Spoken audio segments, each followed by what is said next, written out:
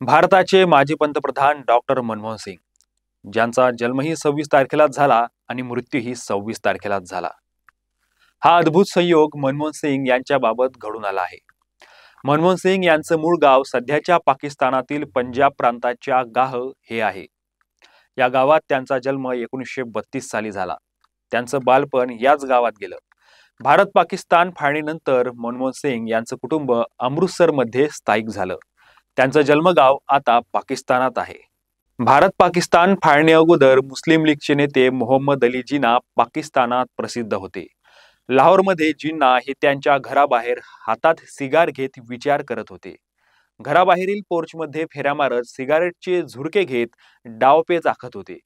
इतक्यात अचानक जोराचा एक बॉल उडत आला आणि तो थेट मोहम्मद अली जिना यांच्या कपाळावर आदळला. बॉल कपाळावर आदळताच जिना जखमी झाले. तो बॉल होता हॉकीचा आणि बॉल मारणारा मुलगा होता 13 वर्षाचा मनमोहन. होय, तोच मनमोहन ज्यानं पुढे केम्ब्रिज आणि ऑक्सफोर्ड मधून पदव्या घेतल्या. तोच मनमोहन जो पुढे केंद्रीय अर्थ मंत्रालयात मुख्य आर्थिक सल्लागार झाला. तोच मनमोहन जो पुढे रिझर्व्ह बँकेचा गव्हर्नर झाला. तोच मनमोहन जो पुढे देशाचा अर्थमंत्री झाला आणि भारतात जागतिकीकरणाची सुरुवात केली. आणि तोच मनमोहन जो पुढे भारत देशाचा सतत 10 वर्षे पंतप्रधानही राहिला. डॉक्टर मनमोहन सिंग यांनी हा किस्सा स्वतः बेंगलोरमधील एका कार्यक्रमात सांगितला. ते म्हणाले होते की भारताची फाळणी व्हायची होती. मी लाहोरमध्ये ज्युनियर कॉलेजमध्ये शिक्षण घेत होतो. त्यावेळी माझं वय 13 वर्ष होतं आणि साल होतं 1945. कॉलेजच्या ग्राउंडवर आम्ही हॉकी खेळत होतो. गोलकडे बॉल मारत असताना नेम चुकला आणि तो बॉल बाजूच्या बंगल्यात जोराचा जाऊन आदळला.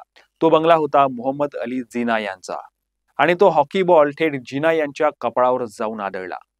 हा किस्सा ज्यावेळी मनमोहन सिंग यांनी सांगितला तेव्हा सभागृहात सर्वांनी टाळ्या वाजवल्या आणि हास्याचे तरंग उठले.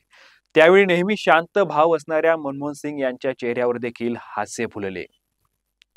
देशाची अर्थव्यवस्था बळकट करून तिला वेगळ्या उंचीवर नेऊन ठेवणाऱ्या मनमोहन सिंहांवर जेव्हा आरोप लावले जातात आणि त्यांना 10 वर्षाचा हिशोब मागितला जातो, तेव्हा ते त्यांच्या शेवटच्या प्रेस कॉन्फरन्समध्ये म्हणतात, मैं यह नहीं मानता कि मैं एक कमजोर प्रधानमंत्री रहा हूं. परिस्थितियों के अनुसार मैं जितना कर सकता था उतना किया है. यह इतिहास को तय करना है कि मैंने क्या किया और क्या नहीं किया.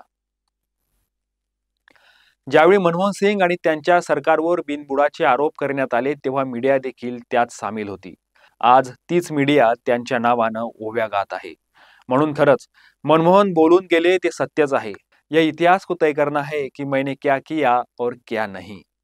डॉक्टर मनमोहन सिंग यांना मी ॲट पोस्ट मराठीच्या वतीनं भावपूर्ण श्रद्धांजली वाहतो. नमस्कार.